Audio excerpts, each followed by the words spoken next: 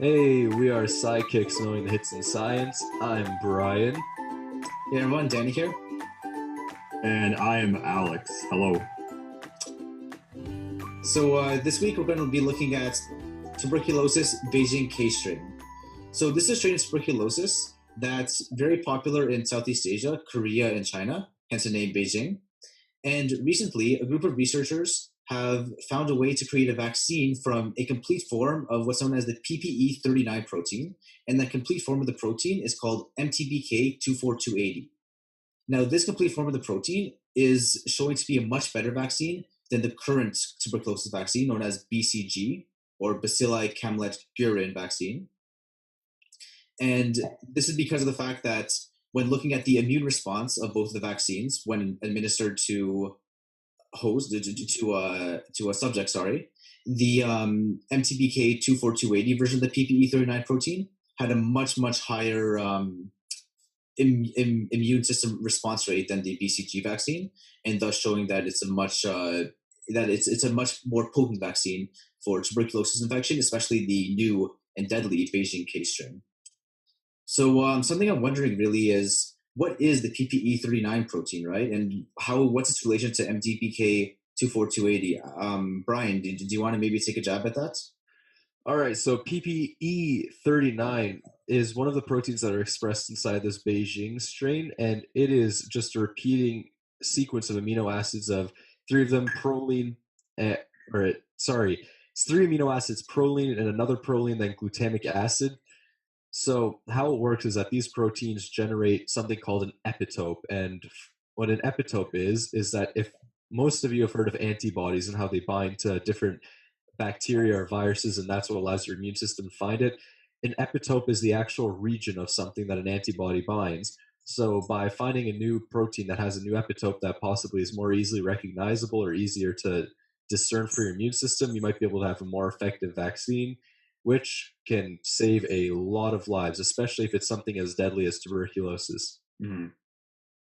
And yes, something I actually want to add there is that the difference really between the PPE39 MTBK280, the PPE39 MTBK24280 version of that protein, as opposed to the regular kind of previous form of tuberculosis strain, the H37RV, as opposed to that protein strain, is that it has 259 additional amino acids. And the benefit is then you can look at more aspects of the pathogenicity of the tuberculosis and thus stop it before it becomes pathogenic. And for anybody who's read any history books or knows anything about those old-fashioned books like Wuthering Heights, everybody knows that tuberculosis back in the day was one of the biggest killers, and one of the reasons is that it's got a lot of virulence factors, which are just ways that it's different traits about the bacteria that let it infect, because it is part of the mycobacterium family, I believe, and that normally has a capsule which allows it to evade the immune system, made out of lots of polysaccharides. So if we find a way to make a vaccine for this before the antibiotic resistance Armageddon destroys us all, then that would be useful, because as we know, tuberculosis killed a lot of people. And just as, for example, cancer kills a lot of people now today, tuberculosis was the main killer back in the 1900s. Yes, and just to add to that, still tuberculosis does kill 1.4 million people were killed in 2015, and that number, I believe, is rising. And just actually what Brian was saying on all the virulence factors of tuberculosis, the Beijing strain, that actually ties into the 259 additional amino acids that I was speaking about with the MTBK24280 version, the PPE39 protein. Those additional amino acids are for all those virulence factors in the Mycobacterium tuberculosis. So Alex, what really, is the BCG vaccine still used? Can you tell us about that? From what I understand, yeah, it is. It's from the Mycobacterium bovis, the bacteria. The problem is it's not really all that effective. It doesn't really, from what I've read, even from what I understand, just because the thing is, I actually volunteered at a hospital, and one of the main things they did, is they did a little tuberculosis test, which this is completely sidetracked, and I know this it's related to tuberculosis, right? Yeah, no, it is very interesting because there is some sort of, I don't remember exactly, but the PPD sort of little protein inside of your skin, and I'm pretty sure it's something related to that kind of to that vaccine. And it's very interesting because if you actually look at your skin, like if you have a positive result, meaning you have you have tuberculosis or you actually were exposed to tuberculosis, you maintain this kind of like big mound on your skin. So it's kind of like a little, almost like a sand dune almost. It's like a big mound on your skin. But if you don't, it actually just disappears. And but it's also very interesting how not only can it test for tuberculosis, and I know this is completely sidetracked, but it also tests for HIV, which is very interesting. If you have HIV, it actually does like indicate or have a possible indication of that. But yeah, as far as really sidetracked, but as far as Oh, that's the good. vaccine, it is still used, but from what I understand, Canada at the moment doesn't really have that vaccine just because it's not that effective. Like it is used in more like third world countries where it's like um sort of more prominent there and more deadly there, but because Canada doesn't really have that big of an issue with it, it's not all that used all that much. And for anybody interested, that test is called a PPD. One of my friends took it once and it said she had tuberculosis, but it was a false positive. So Hmm. always be Yeah. wary. Yeah, there you go. And actually, like what Alice was saying before, just looking at now from the article, only about 51% of people that have tuberculosis are actually treated with that BCG bacilli vaccine. So that's why in Canada it's not really used that often, just because of the fact that it's really you don't want to administer the vaccine that's not that effective, especially because in Canada, I should say, tuberculosis, especially in very developed areas of Canada, is not much of a problem anymore. The disease is basically or has been eradicated from North America. But this strain, actually, the Beijing K strain, is very popular in Southeast Asia. So there's about 58% prevalence, especially in China and South Korea, as I stated in the introduction before. And one of the problems in North America is that when this strain of the bacteria comes to North America, that there's drug resistance. So because of the fact that we said before, the BCG vaccine is almost virtually useless against the Beijing strain, a large scale infection of tuberculosis of the Beijing strain of Mycobacterium tuberculosis in North America would be catastrophic, really. Yeah. We always have to be worried about these kind of things because if a lot of people have always heard about the antibiotic resistance Armageddon or how it's going to be terrible, but a lot of people don't truly understand the scope of how bad it can be. It's back in, like I said earlier, the 1900s, tuberculosis, I think, was the biggest killer of people. And so many common infections that nowadays would do no harm, just maybe a simple staph infection, even, can possibly now kill you just because we have no drugs to treat it. We're in a Yeah. arms race against them about what new antibiotic we can discover, or if we can discover one that can't be defended against. And for example, a lot of people think, oh, you can just use alcohol or rubbing alcohol. What won't they develop resistance into that? But unfortunately, those kind of sanitizers or antiseptics or disinfectants are slightly different, and we cannot use them the same way. Yeah, and actually, a big thing is that's if you actually tuned into the previous episode of Psychics, we spoke of guanabans, right, which is a vaccine that's used to treat toxoplasmosis, the disease caused by Toxoplasma gondii, and we spoke of the toxoplasmosis infection within rodents allows them to be eaten better by felines. And the reason why I bring this up is I said that this was almost a kind of a evolutionary mutation by the Toxoplasma gondii parasite to be easily transferred to felines. Very similar is what Brian stated with the antibiotic resistance, is that these are just mutations that the bacteria is taking for it to become more virulent and actually, just like with Toxoplasma gondii, the parasite, to transfer to other hosts better. That's how the bacteria opposite operates. This pathogenic strain, I should say. Kind of backtracking to actually what you guys were saying about like the whole pandemic, about like how antibiotics are kind of like dying down and like a lot of these like bacteria becoming like super bacteria. It is actually very interesting because I read and actually heard about this a while back, but apparently there is some research into fending off against bacteria, but not even with antibiotics, but more with phages. So like something like a bacteriophage, because usually with phages or viruses even, which are a lot smaller than bacteria or eukaryotes or archaea, they target specific strains of bacteria or even eukaryotes or even archaea. So in theory, if you were to inject, like, let's say you had, you know, tuberculosis or something, and there was some sort of strain of like phage or virus that targeted specifically that strain of Mycobacterium tuberculosis, and not our own eukaryotic, cells in our human body, it could be one of those things where, like, not only could antibiotics could be useful, or like eventually if they do wear off and, like, all bacteria are just immune to it, where we could actually use phages or viruses to fend off against Yeah. kind of diseases. I feel you said earlier that we shouldn't be worried about the phage or phage, I don't know how I pronounce it. I've heard both targeting human cells because we know about which ones they target. It's usually pretty well known. What I'd be worried about is that bacteriophages work very well against, just bacteria like E. coli, that kind of stuff. That's why you can use plaque assays and everything.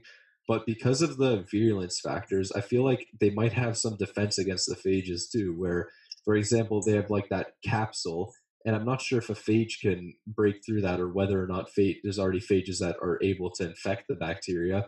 But I feel like it might be much harder to discover or design a phage or try and evolve one inside of a culture because with the addition of the capsule, it just feels like it's hopeless with phages because having to somehow penetrate through the layer, you would need lots of enzymes, you need a very complex mechanism, but I feel like it'd be able to be done Yeah, somehow.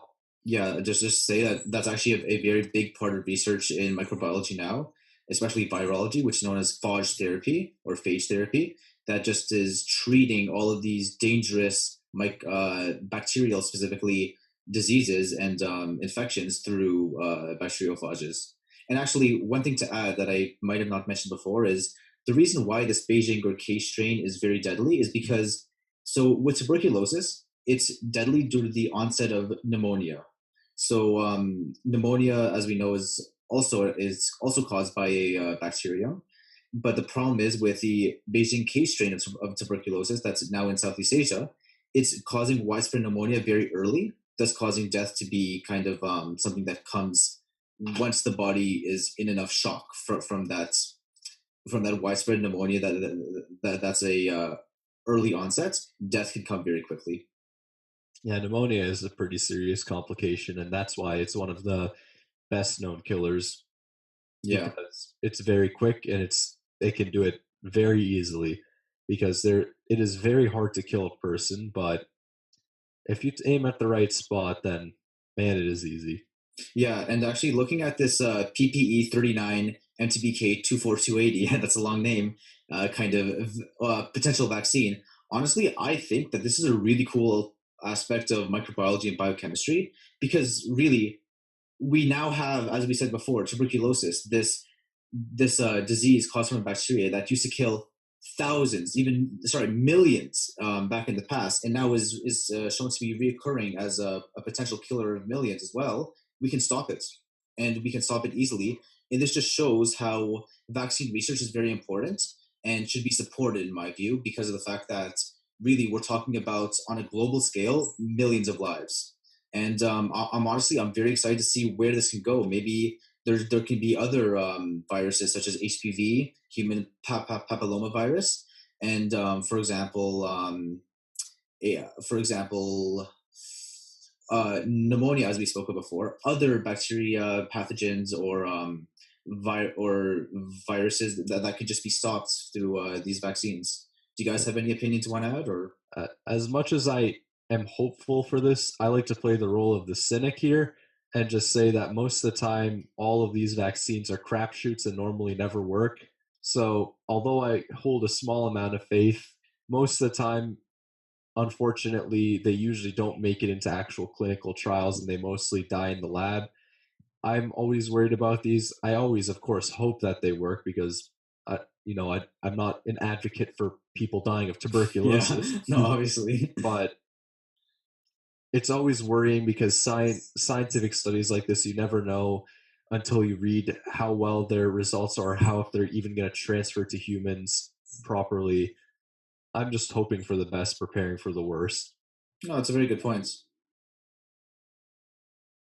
Do you have anything to add, Alex? Or No, honestly, like, kind of adding on to what Brian said, it's kind of terrifying to think, like, like I'm also hoping that like this kind of thing, you know, like the vaccine works because like I don't know, especially like in recent years with like SARS or even like Ebola and you know all those kind of strains, Mhm. kind of Yeah, terrifying to be like, oh my god, like you know these strains, like I mean even looking back 100 years, the Spanish flu, it killed I think like what, like I, 20 million people, really. yeah, I don't want to pull out a number out of my ass, but like it's just it's crazy to think that you know like one thing that could appear you know sporadically could just you know change humanity you know in an instant, and it's you know it's kind of terrifying to think that maybe even like a disease like this you know within a year could spread, or you know might it be you know a new H1N1 thing like you know strain or like or something crazy where it's just like you know hopefully humanity somehow finds vaccines against these kind of diseases. Yeah.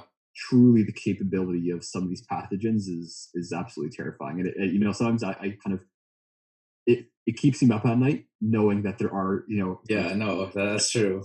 where it's like damn like this could really screw us up on earth honestly. No, yeah, and like honestly, the whole idea of epidemics has become a very scary reality now because we're a very connected world. We can take flights places quickly, right? Um, People can just even drive place to place. That's things that we didn't have even like hundreds of years ago, right? So think of it. Hundreds of years ago, we had these very deadly strains of tuberculosis, right? And yes, now thank goodness we have vaccines to treat them, most of them, but even like this strain, for example. But what happens if there's a new strain of either, as we said, there could be viruses like Ebola or new strains of bacterial pathogens? And what happens if we have sudden air travel and only later this epidemic arises and we can do nothing about it? That'll almost be sometimes game over for humanity, which is a kind of scary thought to think of. But It's okay. Greenland and Madagascar will be safe. yes, yeah, that is the how do you say the silver lining of the cloud. Yeah. Oh, they'll be fine. They never get infected. Yeah. Yep. So just to conclude, so basically the full form of the PPE39 protein, which is just proline, and glutamic acid within the Mycobacterium tuberculosis and the tuberculosis disease, obviously. The full form of that protein, known as MTBK 24280, it's deadly, and the current vaccine-resistant strain just to repeat myself, the full form of the PPE39 protein, which is the MTBK 24280, which is made of 2 prolines and 1 glutamic acid, which is within the Mycobacterium tuberculosis, especially the Beijing case strain that we spoke of in this episode, is currently being used as a vaccine against that Beijing case strain of tuberculosis, and can potentially save millions of lives, and has a much greater magnitude of host immune response, which is a way that we use to measure the effectiveness of a vaccine, than the current BCG vaccine. And hopefully, we will all hopefully this vaccine passes a lot of clinical trials, and in North America and all over the world, we kind of we almost migrate to using this vaccine and save millions of lives potentially. So thank you everyone for joining us, and we'll catch you next week. See See ya. ya. See ya.